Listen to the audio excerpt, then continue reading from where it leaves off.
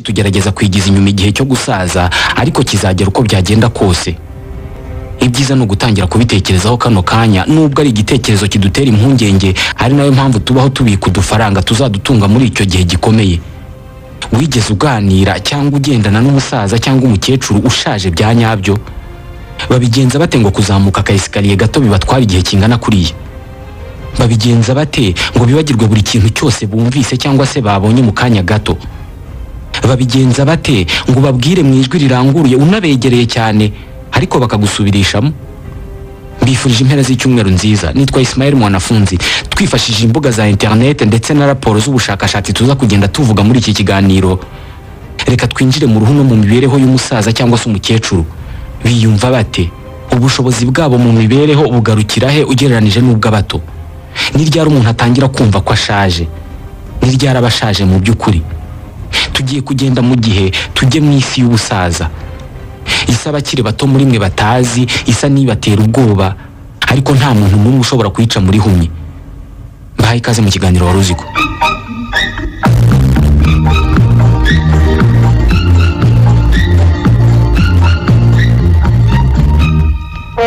Hatavuyemo benshi, twese dutekereza ko nidusaza tuzajya mu kiruhuko cy'izabukuru. Twese dutekereza ko tuzaba dufite ingufu, tukajya duhora mu ngendo dusura inshuti twungutse mu buto, dukina tunaganira n'abuzukuru, dusoma ibitabo, mbese dusa naho twishimira ibyo twagezeho mu buzima bw'imyaka 70 cyangwa se 80 tumaze ku isi. Twese dufite isura nziza y'uburyo tuzasaza, ariko se koko ibyo dukeka niko biba bimeze ku myaka 80 y'amavuko? Itsinda ry'abashakashatsi biyise Specimen bafashe umugabo w'imyaka 36 y'amavuko, bamwambika imyambaro ituma neza yiyumva nk'uko umusaza w'imyaka 70 yiyumva. Yambaye inkweto zifite talo zikoze muri plon, ku buryo aza gutera intambwe zijinganya, agakandagira adahamya, ibirenge bisa n'ibititira. Ahagana ku bitsi yiziritse bimeze nka bya bindi abakinnyi ba volleyball bambara cyangwa se abamotari bambara mu mavi ngo badakomereka, byitwa cheviere. Ibi byari byo gutuma amaguru yaremera. Mu mavi naho yambaye nka bya bindi by'abamotari byitwa genouillère, byatumaga ingingo ze zicika intege. Yambaye uturinda ntoki two kugabanya ubushobozi bw'intoki ze bwo kumva ibyo akozeho. Yambaye jile yuzuyemo umucanga ku buryo imukuru rimuganisha hasi. Yambara ikintu kimuzengurutse ku gikanu kimugabaniriza ubushobozi bwo kunyeganyeza umutwe. Yambara amadarubindi akozwe ku buryo amugabanyiriza ubushobozi bwo kubona, ndetse na casque cyangwa se byabiye kuteri binini bipfuka amatwi bigabanya ubushobozi bwe bwo kumva.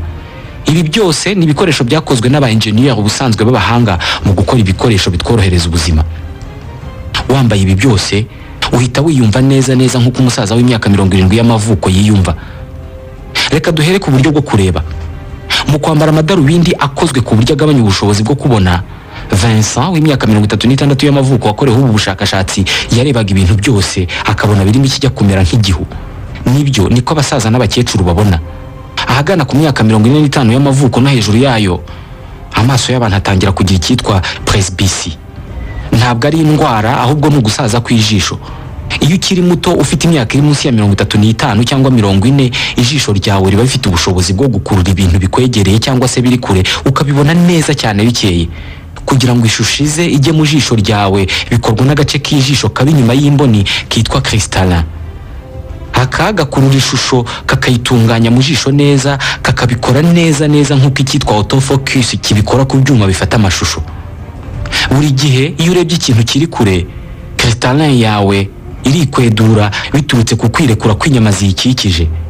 Uku kwikwedura wabigereranya n'ibyo bita kuzuminga mu gufata amafoto. Iyo ureba ikintu kikwegereye, inyama zikoresha cristallin ziyikikije ziriyegeranya, maze cristallin ikabyimba, maze icyo kintu ukakibona mu ngano yacyo ya nyayo. Iki ni igikorwa kibutabigizemo uruhare na ruto. Babyita accommodation. Uko umuntu agenda akura mu myaka, za nyama zikikije cristallin zitwa muscles ciliaires zigenda zitakaza ubushobozi bwo gukweduka. Nyuma y'imyaka 45 y'amavuko, za nyama zitangira gucika intege, maze ntizibe zigishobora kwiyegeranya ngo zibyimbishe cristallin umuntu abone ishusho neza, cyangwa se ngo zikweduke cristallin ikurura ishusho iri kure neza. Ikururana ishusho ingufu nke cyane, maze ishusho ikaza irimo ibihu. Ni nka appareil ifata amafoto yarwaye cyangwa se yashaje ikaba itakibasha gukora zoom cyangwa se gukurura ishusho ngo rize risa neza. uku niko abasaza n'abakecuru batakaza ubushobozi bwo kubona neza.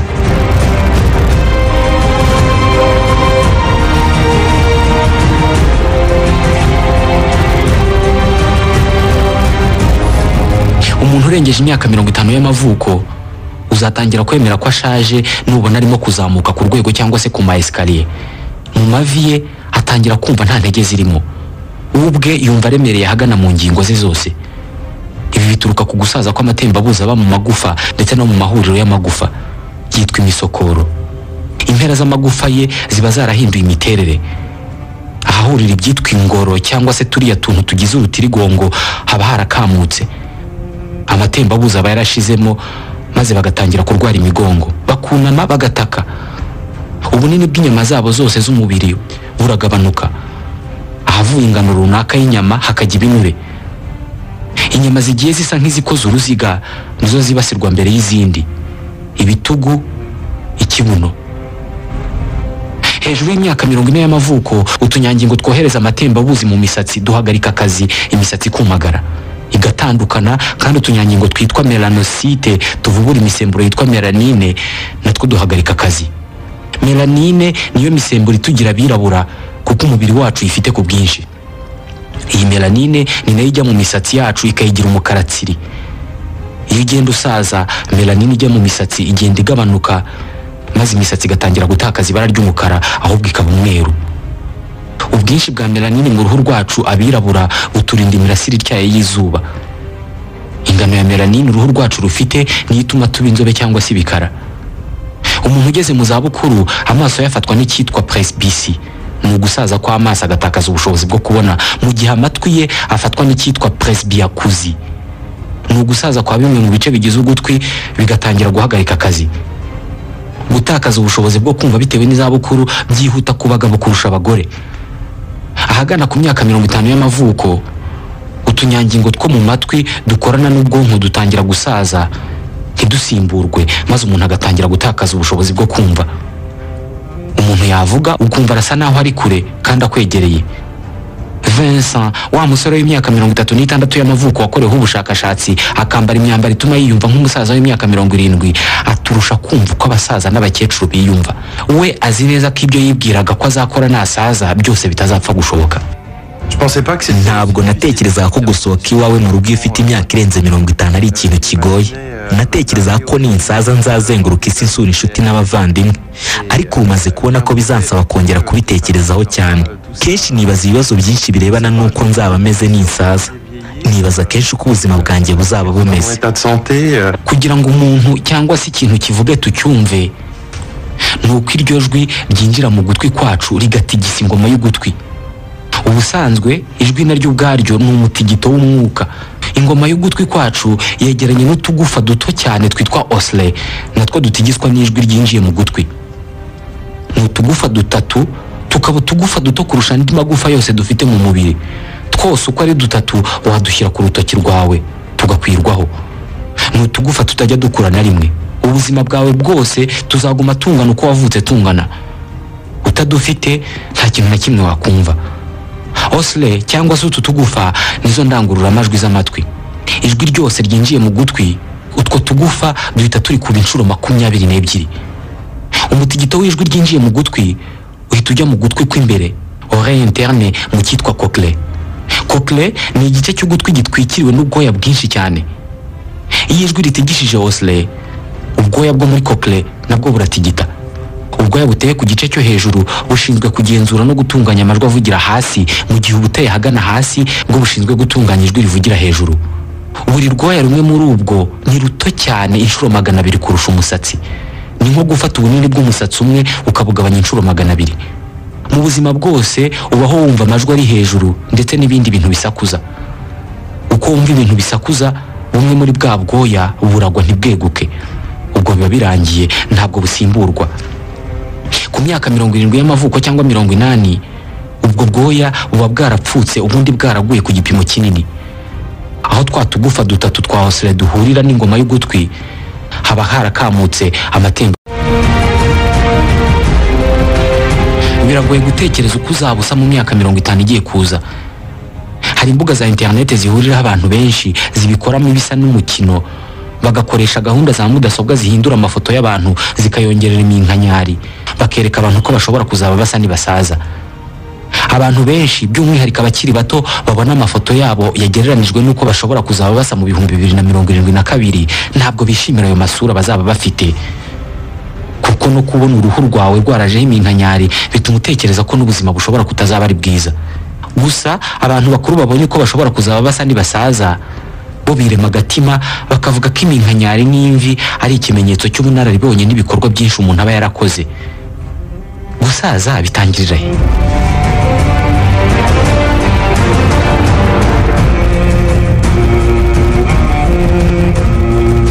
Mu 2010 hari ubushakashatsi bwakorewe mu Busuwisi bwagaragaje ko abantu bafite hagati y'imyaka 15 na 19 batekereza ko gusaza bitangira umuntu afite imyaka 60 y'amavuko. Abafite hagati y'imyaka 40 na 49 bo batekereza ko gusaza bitangira umuntu afite imyaka 69, mu gihe abafite imyaka iri hagati ya 60 na 69 bo batekereza ko bazatangira gusaza bafite imyaka 72. Birasa naho buri cyiciro cy'imyaka kigenda kigize inyuma imyaka yo gutangiriraho gusaza. Abamaze gusaza nabo bamwe muri bo batari na bake bavuga ko bashaje inyuma ariko mu mutwe ngo baracyari bato. Jacques Bovin afite imyaka 67, ni umwe mu bashesha kanguhe bifuza gukora kugeza batagishobora kwigenza. Atekereza ko ashaje inyuma ariko mu mutwe ngo ni umusore. Est-ce que j'ai l'impression de vieillir? Pas du tout. Ntabwo njya numva ko nshaje, umutwe wanjye ndi umusore, ariko mu maso y'abantu ndashaje. Nanjye ntekereza ko nshaje iyo hari aho mbabara mu mubiri, ariko ngerageza kugumana imbaraga. Maintenir et puis d'être vivant, c'est ça. J'ai envie d'être vivant. Ni umubare munini w'abashesha kanguhe batekereza gutya. Hari benshi mu bageze mu zabukuru bakunda gukora imyitozo ngororamubiri. Wowe ukiri muto ubyuka wiruka usimbuka imigozi ndetse n'indi myitozo ngororamubiri ukabikorera umubiri wawe kugira ngo wiyubake ugaragare neza. Abasaza n'abakecuru bo babikorera umutwe wabo. Ikindi wowe muto utandukaniyeho n'umusaza cyangwa umukecuru mu gukora siporo nuko we urwungano rwo guhumeka ruba rwaragabanije ubushobozi ku buryo iyo yirutse gato ahita yahagira. Ingufu n'ubushobozi mu gutera k'umutima we nabyo biba byaragabanutse. Inyama z'umubiri we nazo ziba zaragabanutse mu bunini. Ibi bituma wowe iyo wirutse metero 300 wumva nta kibazo, aba yumva asa n'uzamutse umusozi wa Everest. Buri gihe iyo agenda aba yumva hari ikintu kimukurura kimwerekeza ku butaka. Hari ibigo byita ku bashesha kanguhe bivuga ko niba abantu biga uburyo bwo kubaho n'uburyo bazitwara ku myaka runaka, bakwiye no kwiga uko bazabaho nibagera mu zabukuru. Niba abantu babika amafaranga bazarya batagifite ubushobozi bwo gukora, kuki batakwiga nuko baziyumva nibagira imyaka 70 cyangwa 80 y'amavuko?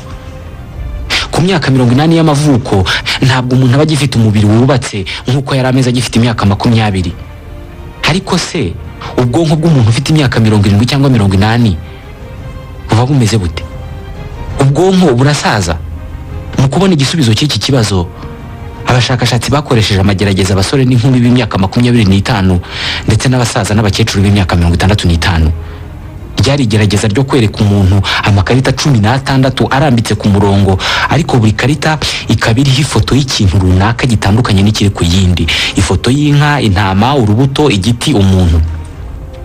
Aya makarita bayereka gukorerwaho igerageza akayitegereza mu gihe cy'umunota wose, hanyuma bagahita bayubika bakamusaba kubura nk'ikarita iriho inka cyangwa se umuntu.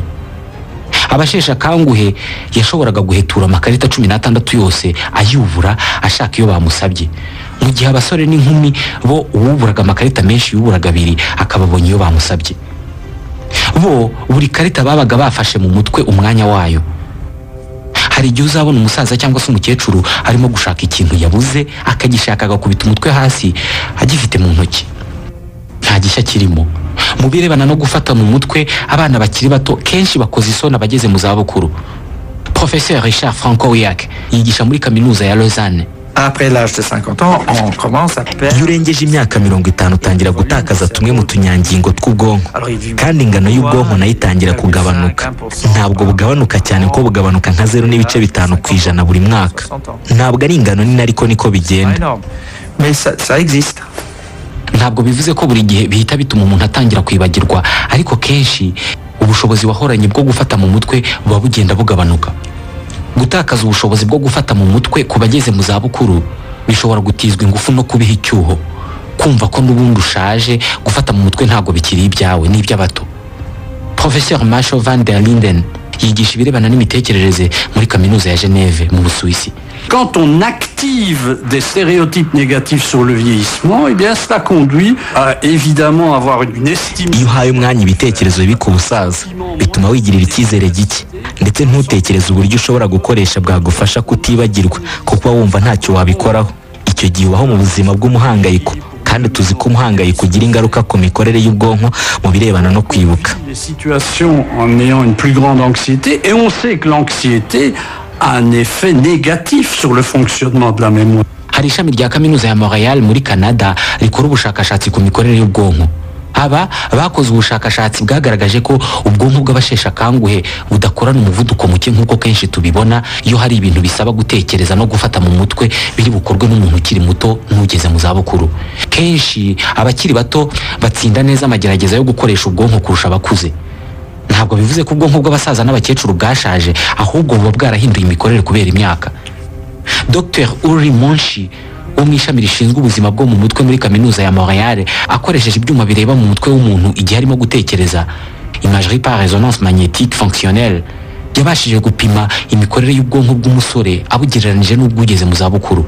Iyo umwana w'umusore azi neza ko mu bintu arimo gutekereza cyangwa se ibyo arimo gukora harimo inshingano nshya, cyangwa se ari busabwe gukora ibintu atamenyereye, wenda ari buganire n'umuntu ukomeye atabimenyereye, ubwonko bwe burakora cyane. Buba butekereza cyane uburyo ari bwisohore muri icyo kintu, uburyo ari bukora icyo kintu kandi akabitekerezaho mbere. Ubwonko bw'abasore n'inkumi bwo buteganya hakiri kare bishobora kuza kubaho, ku buryo igihe cyo gushyira mu bikorwa icyo kintu nikigera aza kuba yiteguye. Baba bakiri mu myaka yo kwiga, ni ukuvuga ko kuri bo gupanga cyangwa se gutegura uko bari bwikure mu kibazo runaka ndetse no gushyira mu bikorwa ibyo yateguye ni ibikorwa bibiri bitandukanijwe n'igihe runaka ku muntu ukiri muto. Mu gihe ku musaza cyangwa umukecuru hazamo ubukererwe buke mu gutangira kwitegura ikintu runaka. Umuntu ukiri muto aba yari buhure n'umuntu ukomeye bari buganire, ubwonko bwe butekereza mbere uburyo uko guhura gushobora kuza kugenda, ibyo bari buganire ndetse n'ibyo aza kwambara. Mu gihe ku muntu mukuru we gutekereza uko icyo gikorwa kiri bugende bisa n'ibibera rimwe no gushyira mu bikorwa icyo gikorwa. Ni ukuvuga ko we byose ashobora kubitekereza hafi birimo kuba. Ashobora gutekereza ibyo baza kuganira habura nk'iminota 2 ngo bahure. Ni ukuvuga ko ubwonko bw'umuntu ugeze mu zabukuru bukora impinduka mu mikorere yabwo igihe izo mpinduka zigeze. Dr Uri Monshi avuga ko iba ari uburyo umubiri w'umusaza cyangwa umukecuru uba warihimbiye bwo kurondereza ingufu no gukoresha ubunararibonye. Avuga ko ari uburyo ubwonko bwihimbira bwo gukoresha ingufu nke, bisa naho ubwonko bw'umuntu nabwo bwitekerereza ibibureba ku giti cyabwo.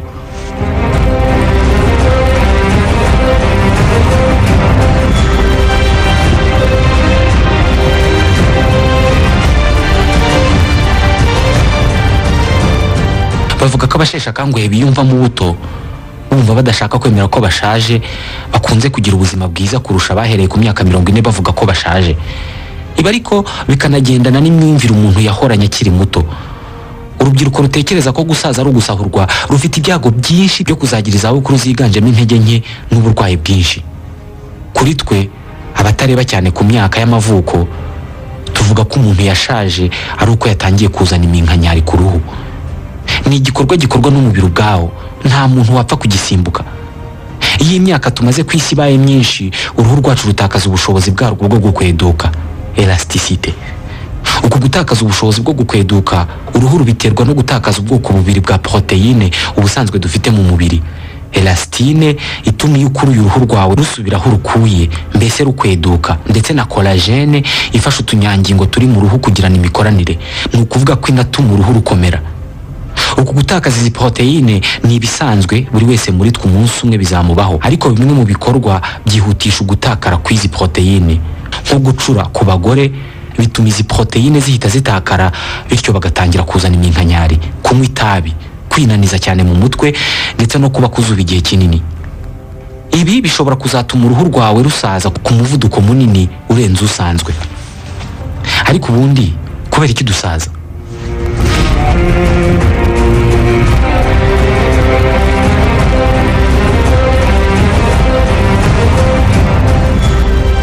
uyu munsi mu Rwanda ndetse no mu bindi bihugu byinshi bigitera imbere ntabwo hari umubare munini w'abantu bafite imyaka 100 y'amavuko. Icyizere cy'imyaka yo kubaho nk'uko abakora iby'ibarurishamibare babivuga ntabwo ari kinini cyane. Icyizere cy'ubuzima ni igihe kigereranije cyangwa se cy'impuzandengo kiba kiri hagati y'igihe umuntu avukira n'igihe apfira. Ni umubare w'imyaka umwana muto aba yizeye kuzabaho. Mu Rwanda ubu icyizere cy'imyaka yo kubaho ni imyaka 66 n'ibice 6 y'amavuko. Iyi ni imibare y'ikigo cy'igihugu cy'ibarurishamibare. Ingano y'iyi myaka irahindagurika bitewe n'igihe ndetse n'aho umuntu aherereye. Nko mu bihugu biteye imbere nk'urugero Leta Zunze Ubumwe za Amerika, icyizere cy'ubuzima ni imyaka 78 n'ibice 74 ku bagabo n'imyaka 85 ku bagore. Ibi ntabwo bivuze ko nta bantu bahari barengeje iyi myaka, ahubwo ni impuzandengo baba barabaze bahereye ku myaka abantu bapfira. Mu Rwanda mu 2015 abantu bari bafite icyizere cy'imyaka yo kubaho cy'imyaka 64. Ni imyaka yiyongereye kuko imibereho yaje guhinduka. Umubare w'abana bapfa bavuka n'abapfa batarageza ku myaka 5 waragabanutse. Ubuvuzi butezwa imbere.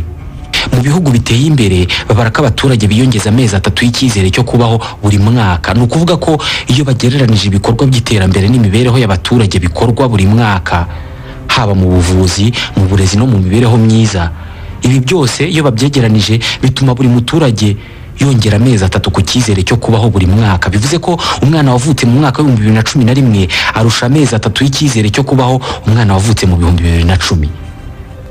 Ibi bimaze imyaka 50. Ibi byose byaturutse ku kunoza imibereho. Niba mu kinyejana cya 20 abantu barogaga rimwe mu minsi 4, ubwo kuba uyu munsi abantu boga buri munsi hari icyo byongereye ku mibereho yabo. Uku kwiyongera kw'icyizere cyo kubaho ariko nanone kugendana n'amikoro y'abantu n'ibyiciro by'imibereho barimo. Mu bihugu biteye imbere by'Uburayi nk'urugero mu Bufaransa hari ikinyuranyo cy'imyaka 7 y'icyizere cyo kubaho hagati y'umukozi ukora akazi k'ingufu w'imyaka 35 n'umukozi wo mu biro w'imyaka 35. Umukozi w'ingufu arushwa amahirwe yo kubaho imyaka 7 y'inyongera kurusha umukozi wo mu biro bangana. Kubera iterambere ry'ibihugu bikize, umubare w'abasaza n'abakecuru bafite imyaka 100 no hejuru yayo ntabwo usiba kwiyongera. Uyu munsi mu Buyapani niho abaturage bafite amahirwe menshi yo kuzageza ku myaka 100 mu isi. Ubufaransa buza ku mwanya wa 2, Ubudage, Ubutaliyani, Ubwongereza. Mu Bufaransa uyu munsi hari abaturage 15,000 bafite imyaka 100. Mu ntangiriro z'ikinyejana cya 20 babarirwaga mu magana. Batekereza ko mu 2060 Ubufaransa buzaba butuwe n'abasaza n'abakecuru bafite imyaka 100 no hejuru yayo batari munsi y'200,000.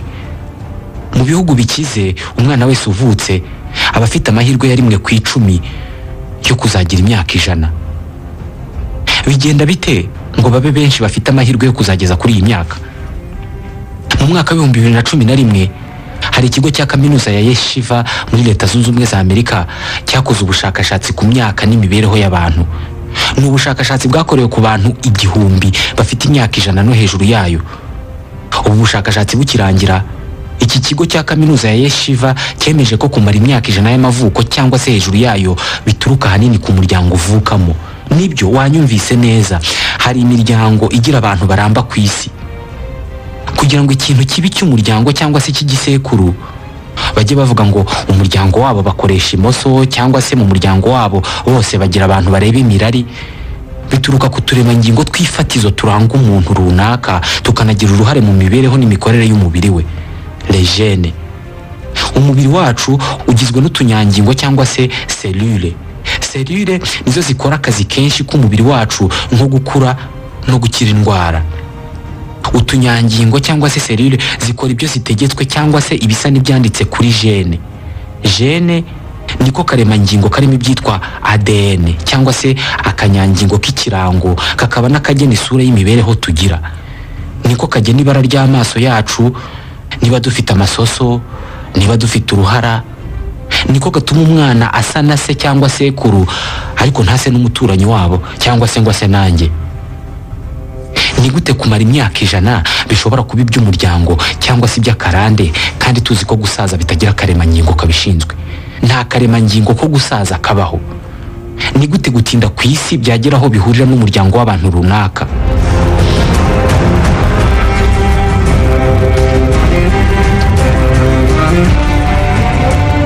tumwe mu turemangingo cyangwa se gene tunagira uruhare mu kuvubura imwe mu misemburo nka insuline. Insuline ni umusemburo uvuburwa n'urwagashya ukagena ingano y'isukari iri mu maraso y'umuntu. Gene cyangwa se uturemangingo tugira uruhare mu gukora iyi insuline. Utu turemangingo cyangwa se gene turatandukanye kuri buri muntu, natwo ubwatwo turimo amoko atandukanye. Abahanga mu by'ubuzima ibi babyita allele génétique. Muri aya moko atandukanye y'amagene cyangwa se utu turemangingo harimo iyitwa FOXO3 ifitanye isano n'umusemburo wa insuline. Abashakashatsi mu mikorere y'umubiri wacu bavuga ko abantu bafite imyaka igera ku 100 bafite mwene iyi gene ya FOXO3 cyangwa se mwene aka karemangingo baba bafite ubuzima bwiza kurusha abafite imyaka 100 bafite ubundi bwoko bwa gene. Ibi bigaragaza ko nubwo nta karemangingo ko gusaza kabaho, ariko habaho isano hagati y'ubwoko bw'uturemangingo umuntu afite no kuramba kwe ku isi. Ibi bivuze ko ufite amahirwe menshi yo kuzageza ku myaka 100 no hejuru yayo niba mu muryango wanyu hari uwigeze kuyigira. Ibi ariko ntibihite bituma ubyina intsinzi, kuko aya mahirwe ushobora kuba urimo kuyatera inyoni niba unywa ipaki y'isegereti ku munsi cyangwa se niba urya nabi.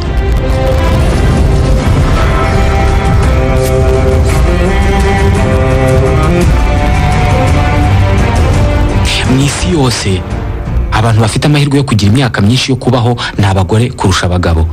Babara ko mu isi yose mu bantu 6 bafite imyaka igeze ku 100 umwe wenyine niwe w'umusaza, abandi bose n'abakecuru. Igisa no kuvuguruzanya kuri iyi ngingo nuko abagabo bafite imyaka igera ku 100 ari bo bake, ariko nibo bafite ubuzima bwiza kurusha abakecuru b'iyo myaka. Muri make umukecuru n'umusaza bose bafite imyaka 100, umusaza bafite ubuzima bwiza kurusha umukecuru. Ibi biterwa nuko abagore bagira ubushobozi bwinshi bwo gufata n'indwara ariko ntizibice, mu gihe abagabo b'indwara zibica cyane, ari nayo mpamvu abenshi batageza ku myaka 100. Ibi biratugarura ku kibazo twibajije mu kanya: kubera iki dusaza? Kubera ko utunyangingo tugize umubiri wacu turenga miliyari 100 tugera igihe tugahagarika gusimburwa cyangwa se kwiyuburura. Udushaje bikaba birarangiye. Uburyo utunyangingo twiyubururamo tukaguma turi bazima ni ukwigabanyamo ibice. Buri kanyangingo kaba karimo ADN yawe. ADN, acide désoxyribonucléique, ni kimwe mu bigize ubuzima kiba kiri muri buri kanyangingo kaba mu mubiri ndetse no muri tumwe mu dukoko. ADN ni nka plaque ya buri muntu kuko ibitsa amakuru yose y'umwihariko yerekeye ubuzima bwa buri muntu ku giti cye. Ni amakuru yitwa genome. Iyo akanyangingo karimo kwiyuburura cyangwa se harimo kuvuka gashya, ADN karimo nayo ihita itangira gusa n'iyikora bundi bushya, igakora ibyitwa chromosome. Izo chromosome zigenda zibyara izindi zisa nazo, bigasa no kwifotora. Iki gihe akanyangingo cyangwa se cellule nako gahita gasa n'akavuyemo tubiri. Ibi bakabyita mitose. Buri uko chromosome yikubye kabiri cyangwa se ibyayindi, ahagana ku mpera zayo haragabanuka. Bivuze ko hari ingano y'amakuru aba ari muri ADN ahita atakara. Iyo utunyangingo tw'umuntu twiyuburuye cyangwa se tubyaye utundi inshuro zirenze 50, ubwo ni ukuvuga nyine mu myaka igera nko muri 50, chromosome ziba zarashegeshwe no kugenda zitakaza igice cyahagana ku mpera, ku buryo utunyangingo tugenda duhagarika kwiyuburura. Bisa no gutyaza umuhoro cyane ukagera humura. Ntabwo bivuze ko utunyangingo twawe tuba dupfuye, kuko dukomeza gukora za proteine, ariko zikaba proteine mbi. Ni proteine zitashobora guha umusaza ubuzima nk'ubw'umwana w'imyaka 25.